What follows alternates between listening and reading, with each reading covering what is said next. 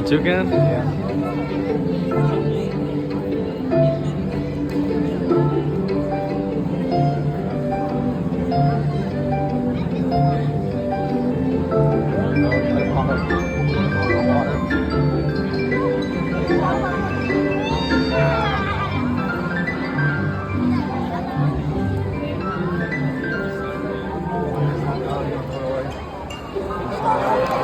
Wow, he's doing away. Hi, everybody. Hi. Welcome to Feathered Friends in Flight. That was such a cute bird. And birds have been telling the story in this theater for over 20 years. We've been having a bird show here every day since someday in 1998. Yeah, this is our favorite part of every day. We get to come out here, share amazing birds with all of you, and especially show off all the adaptations that make them so, so special.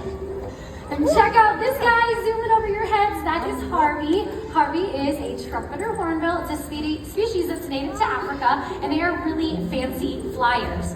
Cool physical adaptations that help them weave through the forests of Africa when they're looking for their favorite food. You want to bring that closer? Let's do it. Let's do that. Right, so to give you guys an up-close experience with Harvey here, Corey's gonna head out to the back of the theater, and we kind of want to show off what it looks like when they would be going through the trees of Africa. So wondering if there's a couple people, two people who came together sitting next to each other in this section here. Do you ladies want to do it? You have the matching Mickey ears. You can stay right there. All you're gonna do is stand up, kind of face each other, and make a big circle with your arms. So you're like branches of the trees of Africa. And we'll see if Harvey wants to show off his fancy flying skills. Make a bunch of the other trees moved out of the way. Oh yeah, the other trees got out of there. Okay, let's see. Are you ready to go? You got it, Harvey. The suspense. I think he dropped a piece. There we go. Back on track. Let's get that piece. All right, Harvey, here we go. Our trees are ready. Let's see if he can do it. You girls are doing great. All right, Harvey, are you ready to go? Suspenseful. Maybe I can help you out. Take it. You got it. You got it.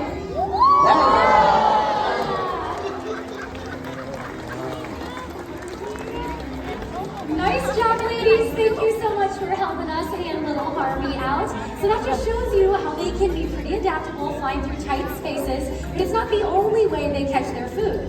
When these guys feed their young, they often look for insects flying right out of the air, zipping by, and they can grab them as they're cruising by. I'm so glad that you mentioned that, because we were trying to figure out a way that we can show that off, and I think I figured out a way to do it. No insects required. I have this! Anybody know what it is? Shout it out. Stop rocket, yes, but I've modified this one, so now it's a grape launcher. But I need somebody's help to test this out to see if it works. Somebody want to help me test it out? How about in the blue Adidas shirt right there? You want to help me? Maybe up in the front right here. I'm going to go ahead and get our grape launcher set by just jamming this grape into it. Nice. Very technical. All right, so here's what's going to happen. We're all going to count down from 3. 3, 2, 1. We get to 1. That's when you stomp on that as hard as you can. That should shoot our grape into the ceiling or something. Just see what you can do. You can jump on it if you want, absolutely, but we're all gonna count you down. So as soon as we're ready, we got a bird. Let's count them down. 3, 2, 1. Yeah!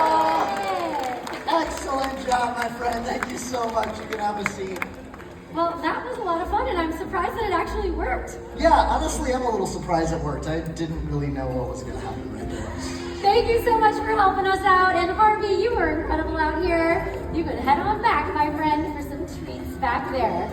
So that is a way to show off the physical adaptations of these beautiful birds that we get to hang out with. But some adaptations you cannot see. They're found inside here. Big bird brains, like Walker, the pied crow. Yeah, to show off how smart Walker is, I need another volunteer. This time I need an adult volunteer who has a $1 bill. Mom. Hands it down real quick. In the red shirt in the very back. You got $1? Great, you can stay right there. Stay there. We just need your money. Welcome to Disney. Anyway, look, go ahead, get that $1 out. Just stand up right where you're at.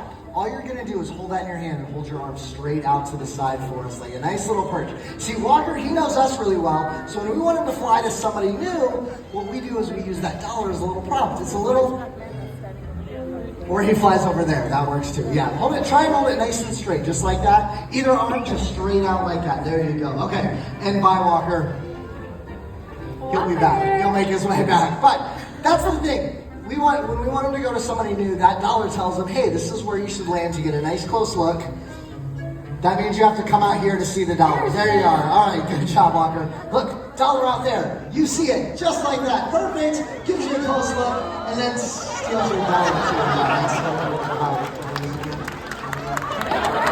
right in the pocket. Excellent. Thank you. Enjoy the show. Let's do it again. Absolutely. Anyone here want to try? $20. I'm kidding. We're going to bring your money back. So go ahead and stand up again. This time arm out to the side, palm flat to the sky. He'll put it in your hand. All you have to do is wrap your fingers around it so it doesn't blow away. Here you go, Walker. You know where it goes. Same spot you got it from. There we are. Low flight for everybody. In the hand. Give a nice round of applause for all of you there. Now, that was incredible, and something you don't get to see every day.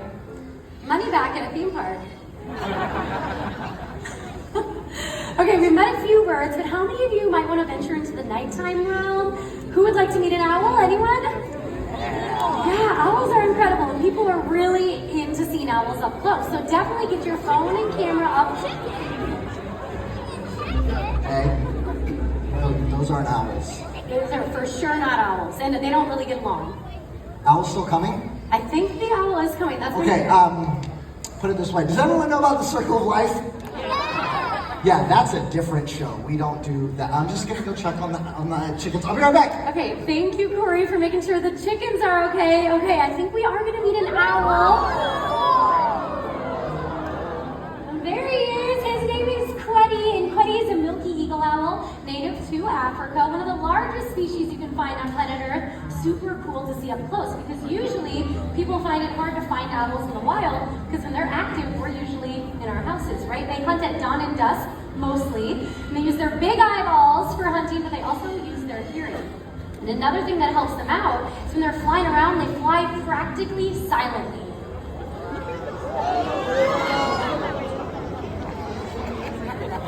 Yeah, I heard a lot of you. I did not hear Queddy make any noise at all. They have fringed feathers that help get rid of all the sound of their flight, which helps them kind of sneak up on their prey, but it also helps them not impact their hearing. Their hearing is one of their #1 tools that they use to find little critters in the forest, even critters that are underneath the snow.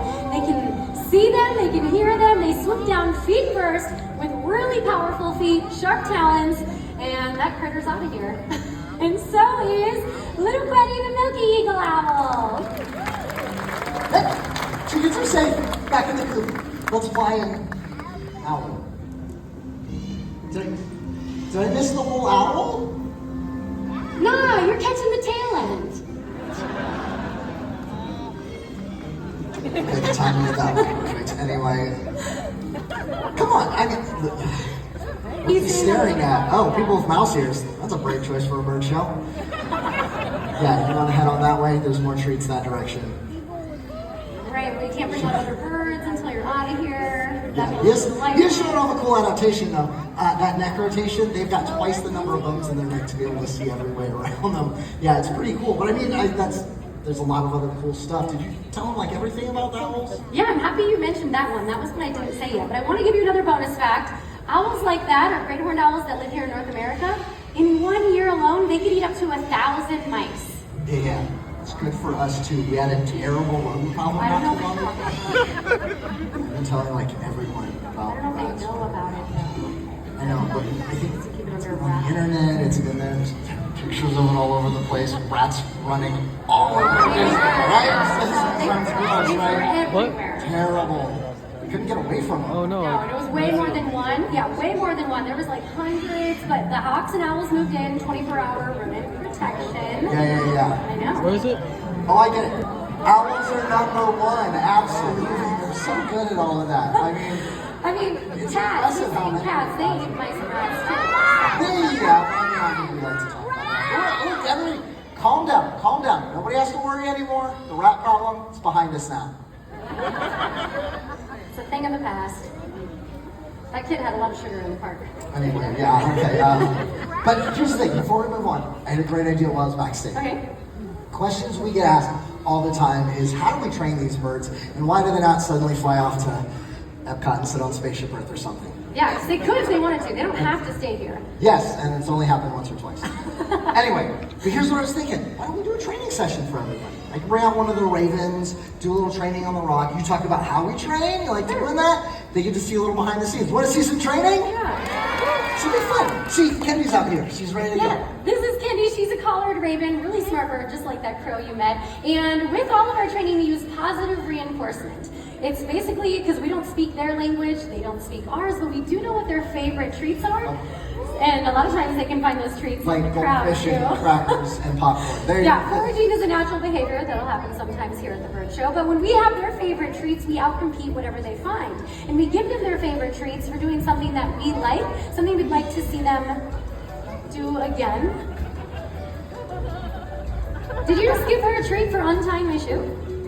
No, she keeps wandering off, and I want to keep her right. Stay. I mean, I guess that's true. She did go into the crowd. So yeah, we'll try to keep her there. So Corey will encourage her to stay on the rock by giving her her favorite treats. And you can do this with your kids at home, your dog at home.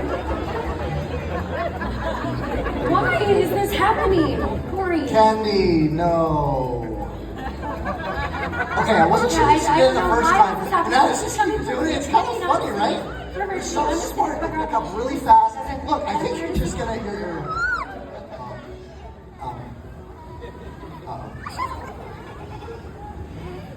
think it was my microphone cord. They took it from you. Ta-da!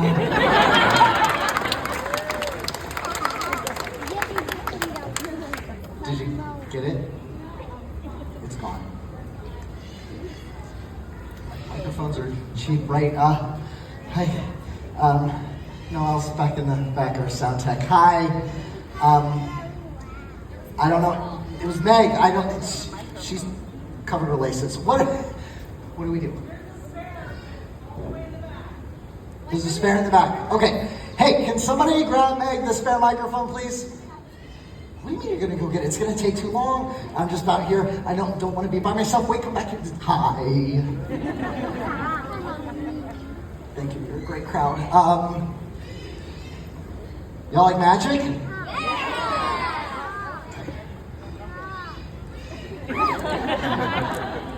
That's all I got. Thank you. My grandpa taught me that.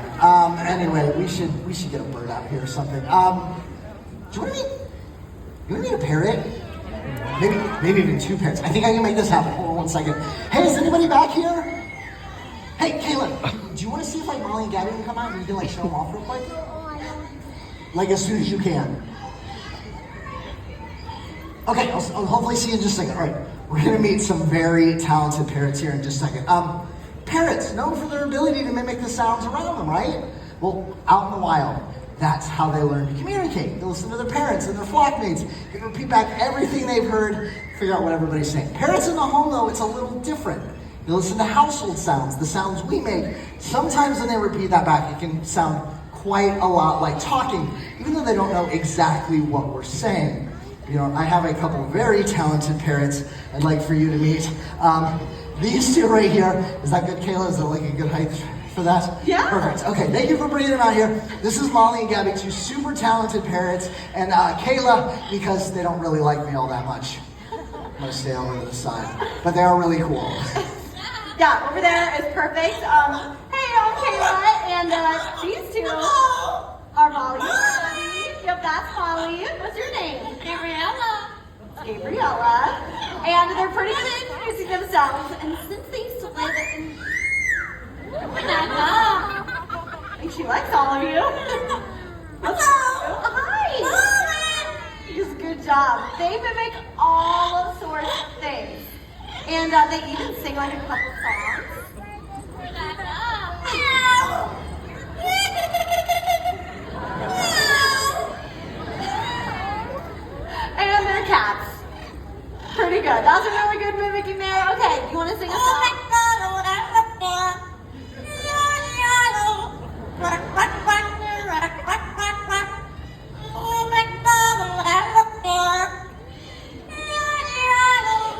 Wow.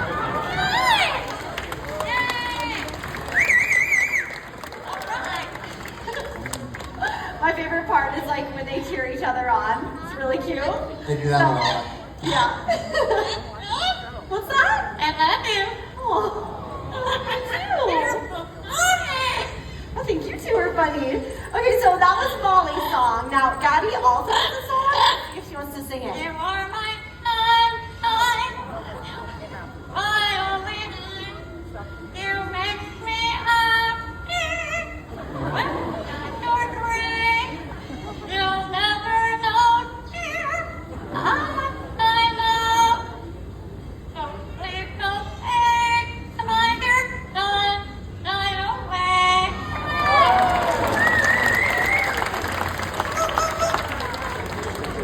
Great job. That was so good. You're so funny. Oh, good job. Yes, that was very good. Okay.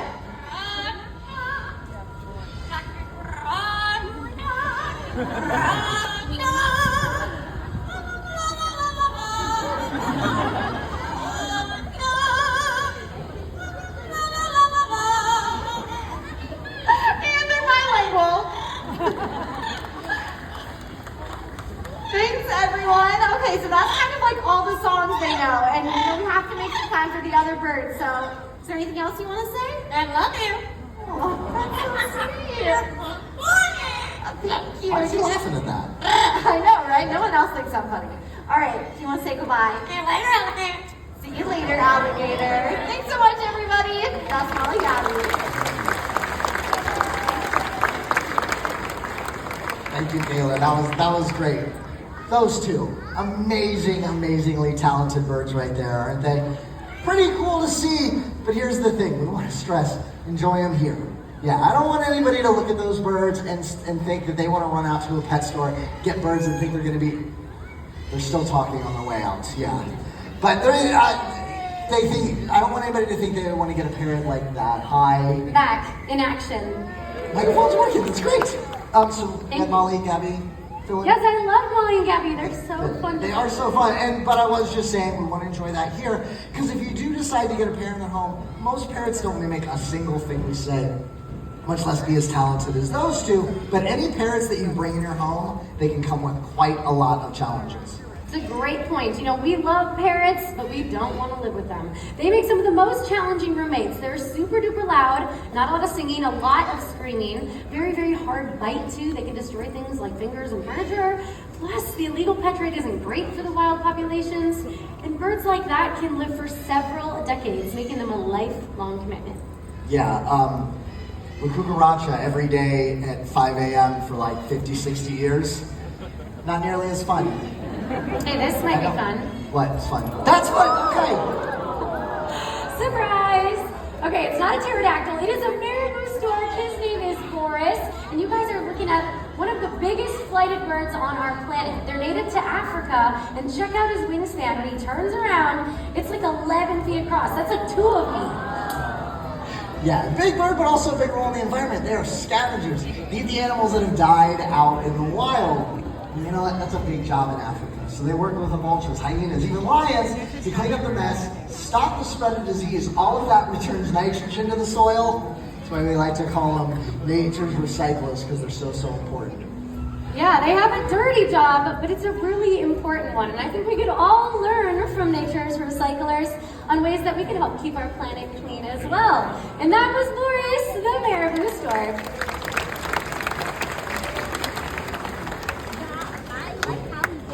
Sorry, A guys. little warning before the 11-foot bird comes right at my head. So we like showing off scavengers here because it's fun to tell you about the roles every creature has on our planet.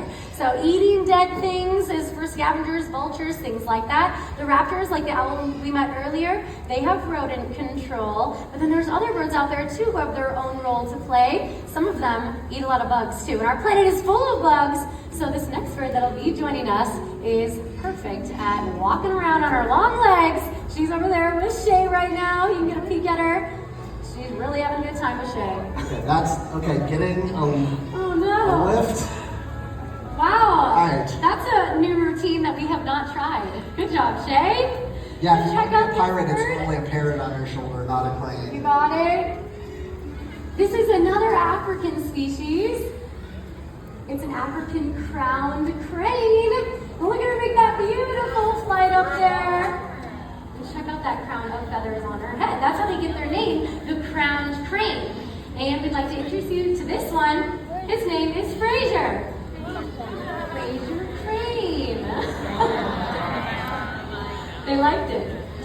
Yeah, took long enough to get there. Okay, Corey, why don't you take it over from here? Jekyll and I don't have the best relationship.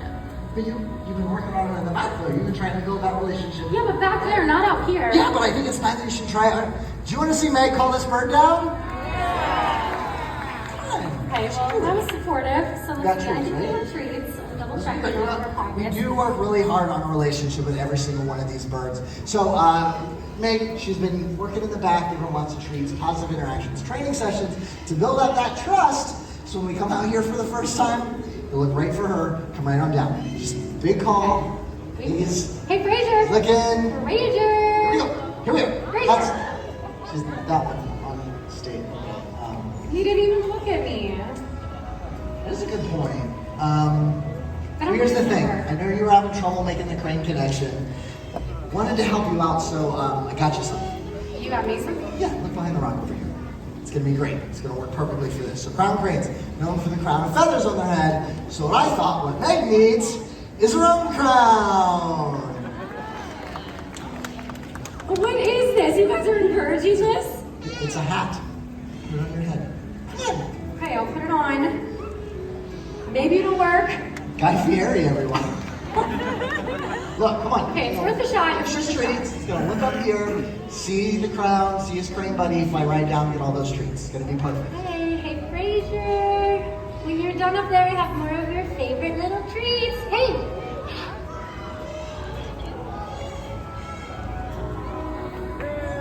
It worked!